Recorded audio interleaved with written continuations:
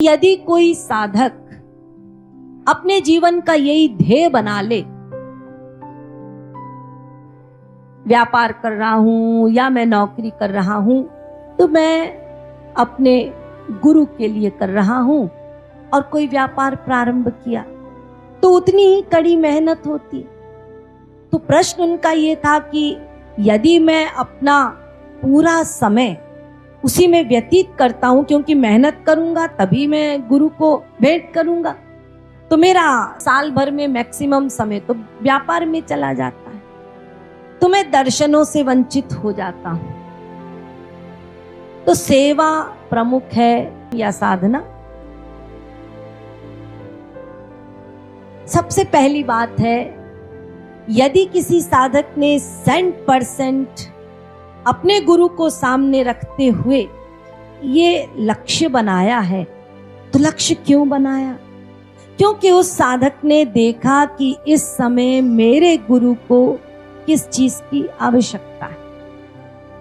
तो इस समय मेरे गुरु को धन की आवश्यकता है, इसीलिए मेरा टारगेट है मैं धन कमाऊंगा और गुरु को दूंगा। ठीक, ये लक्ष्य बना लिया। अब यदि 100% ये लक्ष्य बनाया है साधक ने, गुरु ने उस लक्ष्य को नोट किया, गुरु ने फाइल में लिख लिया है, जिसकी फाइल बनी गुरु ने नोट कर लिया कि ये मेरे लिए ऐसा इसने संकल्प लिया है, और गुरु पल पल नोट करता जाएगा। अब यदि वो व्यक्ति निरंतर परिश्रम कर रहा है इसी चिंतन से, लेकिन गुरु के पास नहीं जाता और मन उसका सेवा में लगा हुआ है, मन से वो परिश्रम कर रहा है, तो जिसके लिए परिश्रम कर रहा है मन उसका निरंतर चिंतन कर रहा है, तो उसकी फाइल में 100% नंबर मिलेंगे उसको, क्योंकि वो मन उसका गुरु के पास है, शरीर से वो गुरु के लिए ही परिश्रम कर रहा है।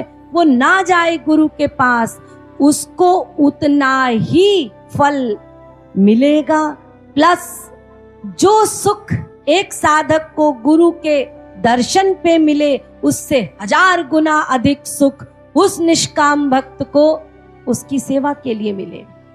इसीलिए इस फिलॉसफी को अपने मस्तिष्क से हटा दीजिए।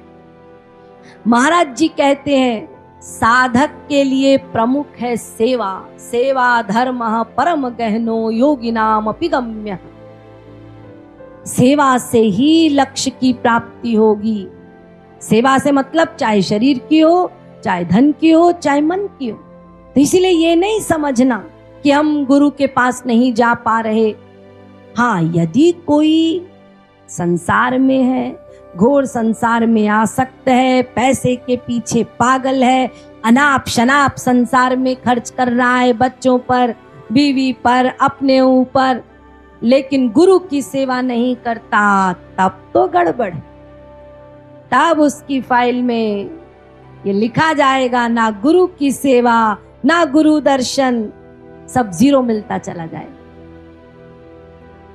तो ऐसे साधक को फिर बैलेंस करना है, संसार भी चले, परमार्थ भी बने, उसको बार बार गुरु के पास जाना होगा।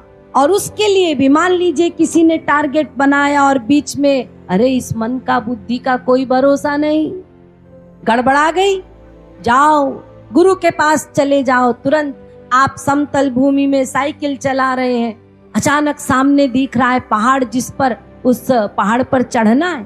तो जब समतल भूमि पर चला रहे थे साइकिल, तो पैडल मार रहे थे, लेकिन जब सामने देख रहे हैं पहाड़, तो स्पेशल फोर्स लगाना पड़ेगा। ऐसे ही प्लेन में जैसे चला रहे थे वैसे ही चढ़ाएंगे तो गिर जाएंगे, चढ़ नहीं पाएंगे।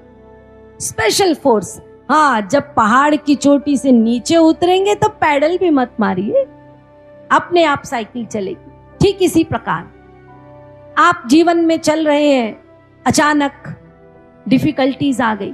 कैसी डिफिकल्टीज? ये सब की आती है। बड़े बैलेंस से साधना चल रही थी, सेवा हो रही थी, अचानक बुद्धि गड़बड़ हो गई, कुसंस्कार आ गए। और जब कुसंस्कार आते हैं तो बुद्धि बड़ी गड़बड़ाती है, तो उस समय स्पेशल फोर्स की आवश्यकता है, और वो स्पेशल फोर्स है गुरु। जब ऐसी अवस्था हो तो तुरंत गुरु के पास चले जाओ, उनका दर्शन करो, उनके पास बैठो, उनके उस दिव्य वाइब्रेशन से ही फिर ये जो गड़बड़ी है वो ठीक हो जाएगी।